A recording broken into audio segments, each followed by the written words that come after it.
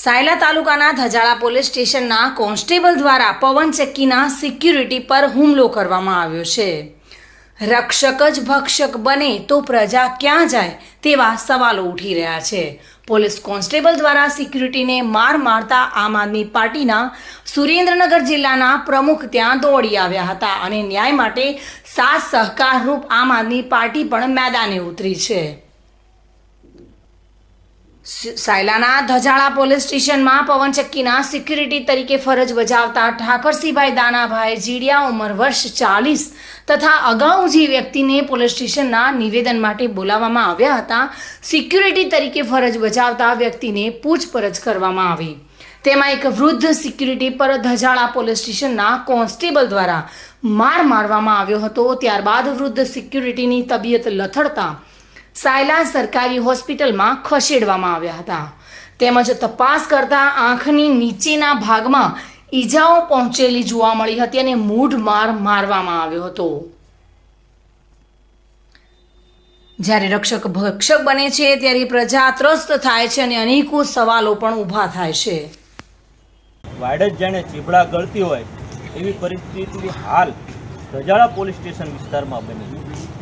ધજાળા police સ્ટેશનમાં પવનચક્કી જે ચાલે છે એના મળતિયાઓના કારણે જે ત્યાં ભૂતકાળમાં કામ કરતા એમના ઉપર ખોટી રીતે આરોપ મૂકી અને નિવેદનના નામે બોલાવી અને ઢોર મારવાની ઘટના બની.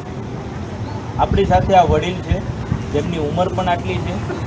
માત્ર નિવેદન લેવાના બાને આવવાથી ત્યાં કોઈ જાતની કોઈ અપશબ્દ ન બોલવા છતાં પણ એક કોન્સ્ટેબલ દ્વારા દાદાને ઢોર મારવાની ઘટના બની છે. હાલ પરિસ્થિતિ એવી થઈ છે કે એમની એવી હાલત થઈ ગઈ હતી કે તેમને તાત્કાલિક અસરથી સાયલા સિવિલ હોસ્પિટલમાં દાખલ કરવા પડ્યા છે અને મૂંઢ મારવામાં આવ્યો છે તેવું એમએલસીમાં પણ જણાવવામાં આવ્યું. તો હું તંત્રને અને અધિકારીઓને કહેવા માગું છું, તમને કયો એવો અધિકાર આપ્યો છે કે સામાન્ય માણસ ઉપર તમે હાથ ઉઠાવો છો? લોકો મજૂરી કરતા વ્યક્તિઓ છે. જો તમારામાં તેવડ હોય તો ત્યાં બુટલેગર ફરે છે એને પકડો, તમારામાં અહીંયા હોય તો ભૂમાફિયા છે એને પકડો, તમારા ઓલામાં હોય તો એટલા બધા અહીંયા અનલીગલી કામ હાલે છે એને પકડો ને. સામાન્ય માણસને પકડીને શું કામ છે? અને પવનચક્કીવાળા ક્યાં તમારા કોઈના ઘરના હતા અને તમે આવા સામાન્ય માણસના? આજથી 8 દિવસ પહેલાં મેં તમને ખેડૂતની અરજી આપી છે કે અહીંયા અઢળક ટન રાસાયણિક ડુપ્લિકેટ ખાતર અહીંયા દેવાઈ ગયું છે અને એના કારણે ખેડૂતોને કરોડોનું નુકસાન થયું છે. તમે એના ઉપર શું એક્શન લીધી? એના ઉપર એક્શન એટલા માટે તમે નથી લેતા કે એ કિસ્સો ખેડૂતનો છે. ખેડૂત તમને બાપડાઓ કંઈ દેવાના નથી એટલા માટે તમે આ રીતે કરો છો. પણ સમજી લેજો કે આ સામાન્ય માણસ છે, એને ન્યાય અપાવવા માટે અમે ઊભા છીએ. તમારી દાદાગીરી ક્યારેય ચાલશે નહીં. કાયદો કાયદાનું કામ કરશે અને કાયદાનો પાઠ અમને પણ તમને ભણાવતા આવડે છે. જયસિંહ સારોલા સાથે bureau report, today Gujarati news.